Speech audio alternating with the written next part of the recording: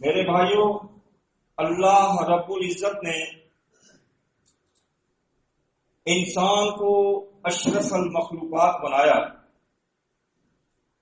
احسان نہیں جتایا، بلکہ انسان کا شرف، اس کی بلندی بتانے سے پہلے رب کائنات نے 4 قسمیں کھائیں۔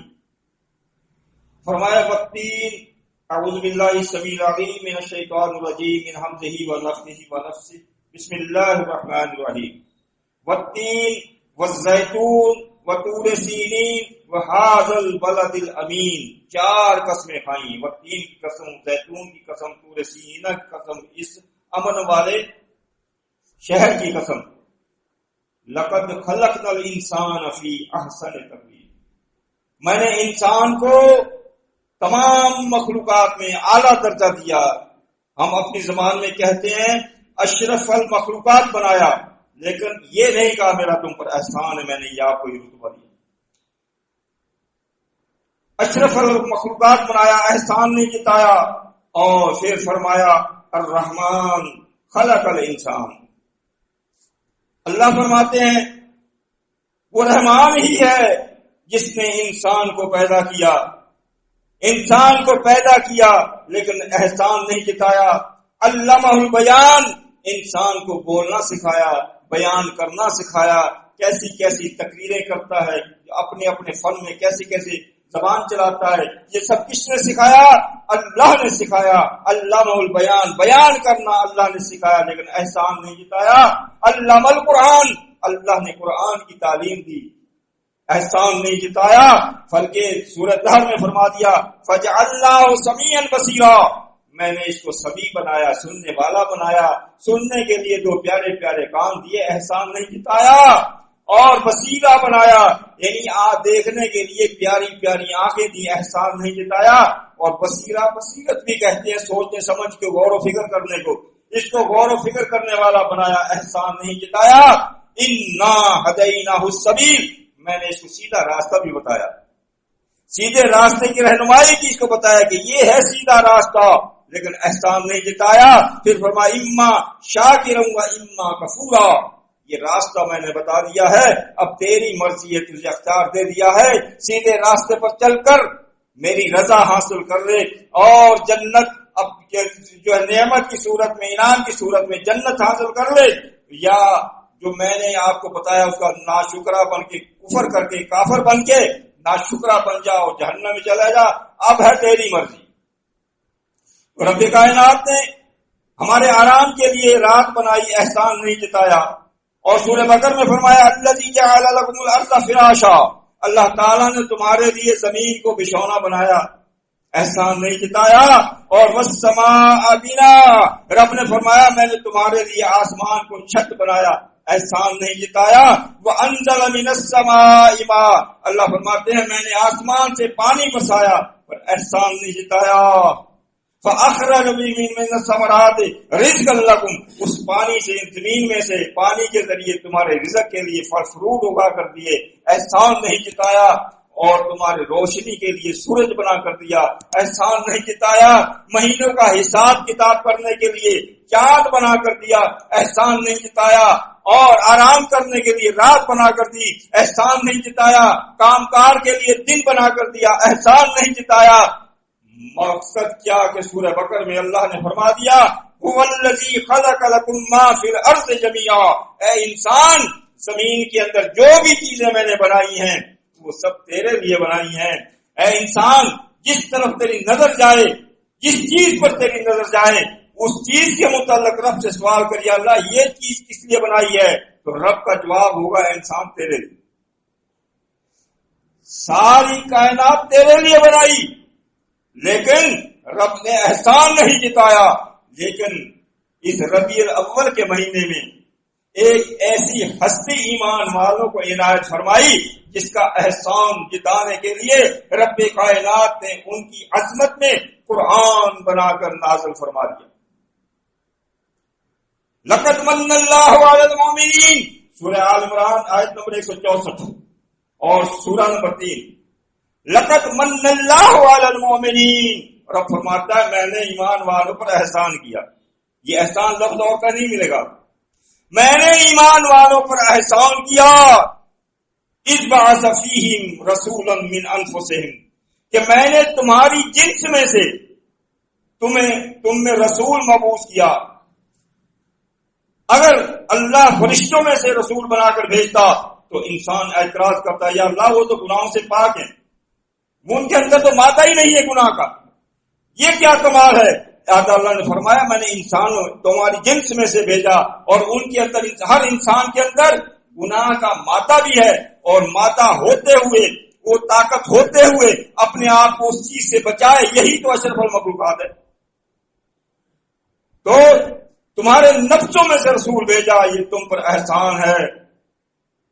یتلو علیہم آیاتہ, یہ جو میں نے رسول تمہیں دیا یہ میری آیتیں پڑھ پڑھ کر تمہیں سناتا ہے, میری آیتیں پڑھ پڑھ کر سناتا ہے, یہ میرا احسان ہے.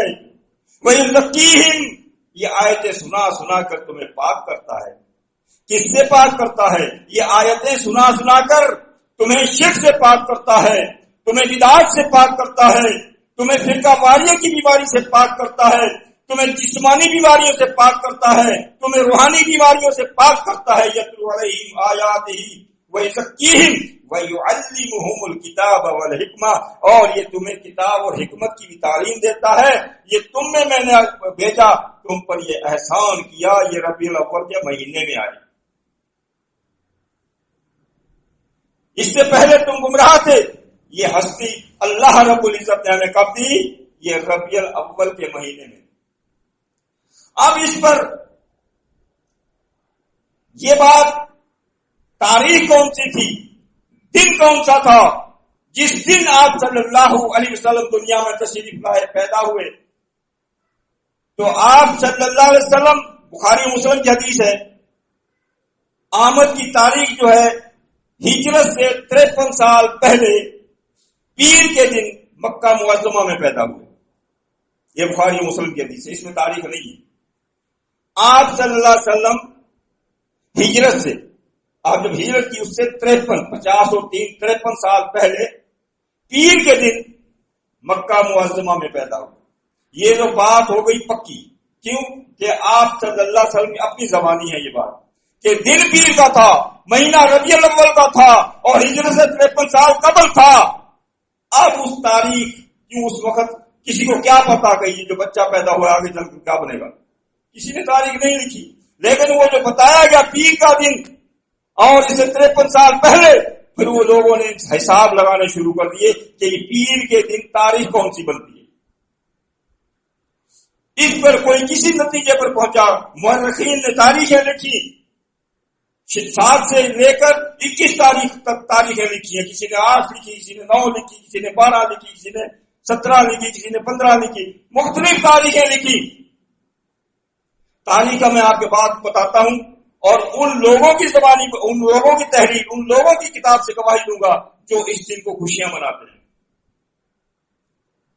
تو یہ تو پکا ہو گیا کہ آپ صلی اللہ علیہ وسلم پیر کے دن پیدا ہوئے.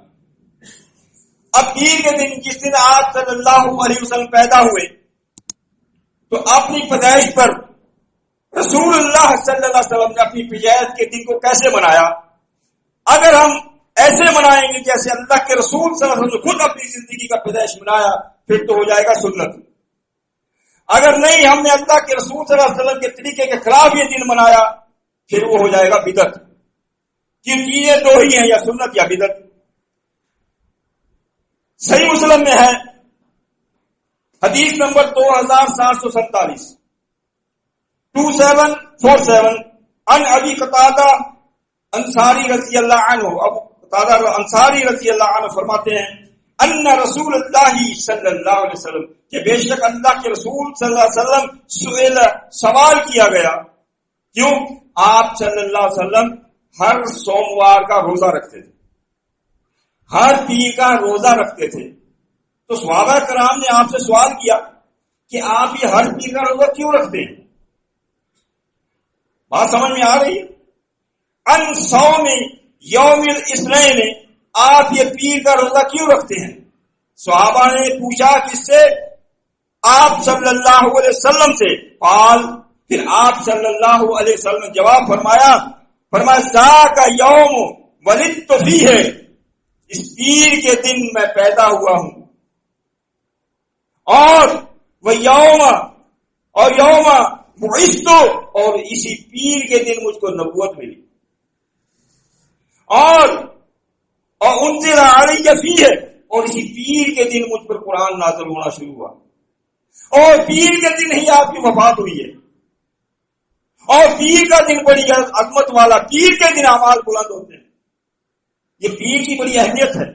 سوموار ہمیں جسے کہتے ہیں پیر کہتے ہیں، اور عربی میں تو اثنین کہتے ہیں۔ اب یہ دن رسول اللہ صلی اللہ علیہ وسلم کیسے مناتے تھے؟ روزہ رکھ کر، پیر کے ہر پیر کو روزہ رکھتے تھے، صرف اس تاریخ کو نہیں۔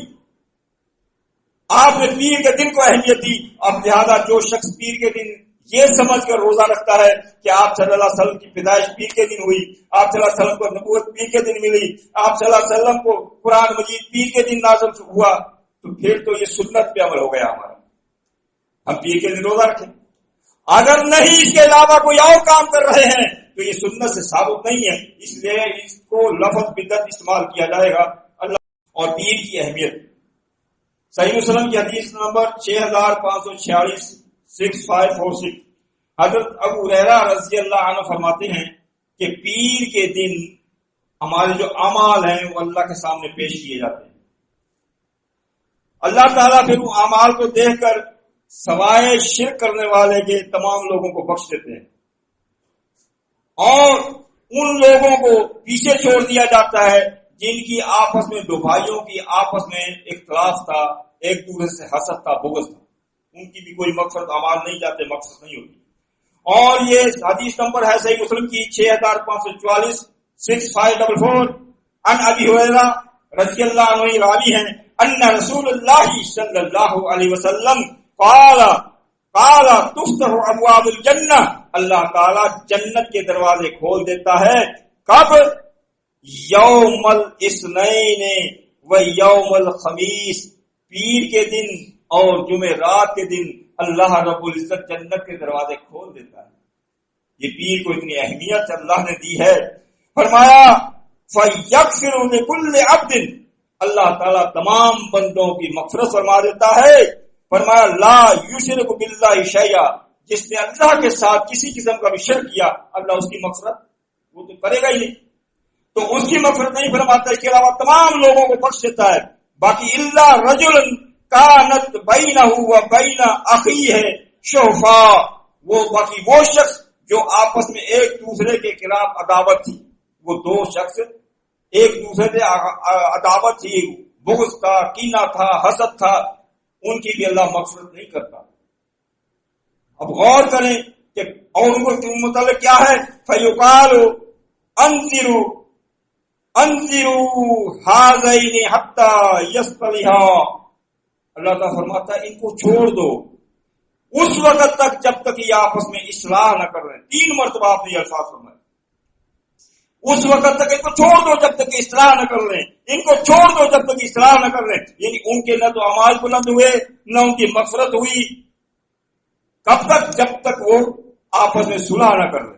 تو میرے بھائیوں، آج کے بعد جس کے دل میں کینہ بغض حسد کسی بھائی سے کوئی اختلاف ہے تو صرف اپنے آپ کو بچا، کسی پر احسان نہیں کریں گے، اپنے آپ کو بچانے کے لیے، اللہ کی رحمت حاصل کرنے کے لیے دل سے نکال دیں، پیر سے پہلے دل میں نہ رہے کسی کے خلاف بھی جو ہے بغض حسد اور کینہ، تو اللہ تعالیٰ مغفرت فرما دے گا۔ اب آتے ہیں تاریخ، 12 ربیع الاول کو پیدائش نہیں ہے، کیوں؟ گواہی ان کے گھر کی، جو 12 ربیع الاول کو مناتے ہیں نا، ان کے گھر کی گواہی آپ کی خدمت میں پیش کرتا ہوں۔ امام احمد رضا خان بریلوی صاحب ان کے امام ہیں جو یہ سب کچھ کرتے ہیں۔ اب اپنے ہی امام کی بات کو نہ مانے پھر ہم کس کو؟ اللہ کے نبی کی بات کو نہیں مانتے، اپنے امام کی کو کہاں مانیں گے؟ تو انہوں نے کتاب لکھی ہے، وہ کتاب فتاوی رضویہ، ان کے فتاوے ہیں اس میں، اور کافی جلدوں میں ہے، اس کی جلد نمبر 28 میں ہے، جلد نمبر 28 اور صفحہ نمبر 415، فتاوی رضویہ جلد 28 صفحہ نمبر 415 پر لکھتے ہیں کہ جمہور کا قول یہ ہے، یعنی اکثریت، جمہور اکثریت کو کہتے ہیں، جمہور کا قول یہ ہے کہ رسول اللہ صلی اللہ علیہ وسلم نے 12 ربیع الاول کو وصال فرمایا. بات آگے سمجھ، 12 ربیع الاول کو وفات ہوئی آپ صلی اللہ علیہ وسلم کی. بھائی ان کے اپنے گھر کی گواہی جو خوشیاں مناتے ہیں. اور دوسرا ہے جلد 26 ہے اوپر والا بھی، جلد 26 کے صفحہ نمبر 416 میں لکھتے ہیں کہ حضور پرنور صلی اللہ علیہ وسلم 20 صفر کو بیمار ہوئے. کون سی تاریخ کو؟ 20 صفر کو بیمار ہوئے اور 12 ربیع الاول پیر کے روز، کیا لکھا؟ 12 ربیع الاول پیر کے روز آپ کا وصال ہوا. بھئی یہ ان کے گھر کی گواہی ہے. اب معلوم ہوا کہ جو خوشیاں مناتے ہیں یہ آپ صلی اللہ علیہ وسلم کی وفات پر خوشیاں مناتے ہیں. ہے کچھ سوچنے کی بات. اللہ کے رسول صلی اللہ علیہ وسلم جب وفات ہوئی تو صحابہ کرام تو اتنے رو رہے تھے، برداشت نہیں کر رہے تھے. میں نے اس کو خطبہ دیا ہوا ہے، مبارک رسول نے پہلے دیا تھا کبھی. اور یہ وفات پر خوشیاں منا رہے ہیں اور پھر کہتے ہیں ہم حب رسول ہیں، ہمیں محبت ہے رسول سے. کیا یہ محبت ہے؟ ایسی ہستی ہم سے جدا ہو رہی ہے اور یہ خوشیاں منا رہے ہیں. ہاں اب رہا پیدائش کی تاریخ، وہ بھی ان سے ہی سن لیں. کتاب وہی ہے، یہی کتاب ہے احمد رضا صاحب کی ہی، جلد نمبر وہی 26 ہے، وہ صفحہ نمبر 1516 تھا، یہ 412 پر ہے. کیونکہ پیدائش پہلے ہوتی ہے، وفات بعد میں، اس نے پیدائش پہلے لکھی ہے، وہ صحیح ہے. صفحہ نمبر 412 پر لکھتے ہیں امام احمد رضا خان صاحب لکھتے ہیں اکثر محدثین و مورخین کا نظریہ ہے کہ ولادت باسعادت 8 ربیع الاول کو ہوئی. کتنی کو؟ 8 تاریخ کو ہوئی. اور اہل زجاج کا اسی پر اجماع ہے، یعنی جو اس تاریخ پر کوشش کی جنہوں نے، ان کا سب کا اسی پر اجماع ہے کہ 8 ربیع الاول کو آپ کی پیدائش ہوئی ہے. اور دوسرا حوالہ لکھتے ہیں، کہتے ہیں کہ میں لکھتا ہوں، میں کہتا ہوں. کون کہہ رہے ہیں؟ ان کے امام احمد رضا صاحب فرما رہے ہیں کہ میں کہتا ہوں. ان کے امام کہہ رہے ہیں کہ ہم نے حساب لگایا. وہی بات حساب والی آ گئی نا کہ 53 سال پہلے پیر کے دن تو کون سی تاریخ بنتی تھی.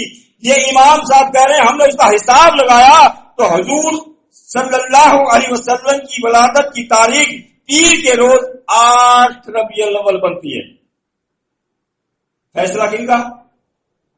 ان کے ہی امام کا. اور نہ ماننے والے تو بھائی نہ مانے، ان کی مرضی ہے. ان کے ہی امام کا، کتاب بھی ان کے گھر کی گواہی. سمجھ گئے؟ اور یہی وجہ ہے کہ اہل زجاج کا اسی پر اجماع ہے. یعنی یہ تاریخ جو پیدائش کی لکھنے والے ہیں اس پر لکھتے سب کا اجماع ہے 8 تاریخ پر. اور لکھتے ہیں امام احمد رضا صاحب. سب کا اجماع امت کہتے ہیں. اجماع امت بھی خود کہتے ہیں حدیث کی ایک قسم ہے. تو بھائی یہ تو حدیث کی قسم بن گئی. 8 تاریخ پر سب کا اجماع ہے وفات پیدائش کا، تو تم کہتے ہو 12 کو. 12 پر اجماع ہے سب کا وفات کا، تم وفات پر خوشی مناتے ہو، پیدائش پر نہیں. اللہ تعالی ہم سب کو یہ سمجھ کر اور اس پر عمل کی توفیق عطا فرمائے. اور یہ وہ مہینہ ہے، بہرحال ربیع الاول کا مہینہ ہے. آپ صلی اللہ علیہ وسلم کی اس 8 تاریخ کو پیدائش ہوئی اور اللہ رب العزت نے ہمیں وہ ہستی اس 8 تاریخ کو عنایت فرمائی جس کا احسان جتانے کے لیے رب نے قرآن بنا کر نازل فرما دیا. اللہ تعالی ہمیں آپ صلی اللہ علیہ وسلم کی سنتوں پر عمل کرنے کی توفیق عطا فرمائے. اس کے علاوہ آپ دیکھیں، آپ نے تو کبھی نہیں منایا. آج کے بعد ابو بکر رضی اللہ عنہ کا دور لے لیں، عمر فاروق کا دور لے لیں، عثمان غنی کا دور لے لیں، حضرت علی کا دور لے لیں، ان کے دور میں کبھی ایسے جلوس نکالے گئے، ایسے سب کچھ کیا گیا نہیں ہے. صحابہ کرام سے زیادہ ان کو محبت ہے آپ صلی اللہ علیہ وسلم سے. تو یہ سب بدعت پر کام ہو رہے ہیں میرے بھائیوں، تو اس میں نہ شامل ہوں اور نہ ان کا ساتھ دیں کسی بھی مسئلے میں، ورنہ آپ بھی اسے بھی شامل ہو جاؤ گے. اللہ تعالی ہمیں بدعات سے بچنے کی توفیق عطا فرمائے اور آپ صلی اللہ علیہ وسلم کی سنت پر عمل کرنے کی توفیق عطا فرمائے. یا اللہ ہمارے بیماروں کو، جو بھی جماعت کے بھائی ہیں بیمار ہیں، تمام کو شفا کاملہ عطا فرما. یا اللہ جن کو ہم میں سے موت دے ان کو ایمان کی حالت میں موت دے، شہادت کی موت عطا فرما. یا اللہ کسی کا محتاج نہ بنانا. یا اللہ جو ہمارے فوت ہو گئے ہیں ان کو بھی یاد کرو دعاؤں میں. جو ہمارے فوت ہو گئے ہیں یا اللہ ان کی بھی مغفرت فرما. ان کی قبروں کو کشادہ کر دے، ان کی قبروں کو منور کر دے، ان پر خاص اپنی رحمت نازل فرما۔ یا اللہ ہمارے جو بھی چیز مشکل پریشانی میں مبتلا ہیں ان کی تمام پریشانیاں آسان فرما۔ یا اللہ جن کے اوپر قرض ہے، جو قرض میں ڈوبے ہوئے ہیں، یا اللہ ان کا قرض ادا کرنے کا کوئی نہ کوئی سبب بنا۔ قرض بھی بہت بری چیز ہے۔ یا اللہ جو بے روزگار ہیں ان کو پاک روزی عطا فرما۔ یا اللہ جن کے بچے بچیوں کی شادیاں نہیں ہو رہی، یا اللہ ان کے لیے بھی راستے کھول دے تاکہ وہ اپنے اپنے گھروں کو آباد کریں، ان کے راستے کھول دے، ان کے آپس میں رشتے بن جائیں۔ یا اللہ مقصد کیا کہ ہماری ہر قسم کی پریشانیاں دور فرما۔ تو ہی مشکل کشا ہے، تو ہی حاجت روا ہے، تو ہی داتا ہے، تیرے سوا کسی کے آگے ہم نہیں جائیں گے کیونکہ تو ہی ہے، بس تو ہے، تو ہی ہماری ہر پریشانی دور فرما۔ واقول قولی ھذا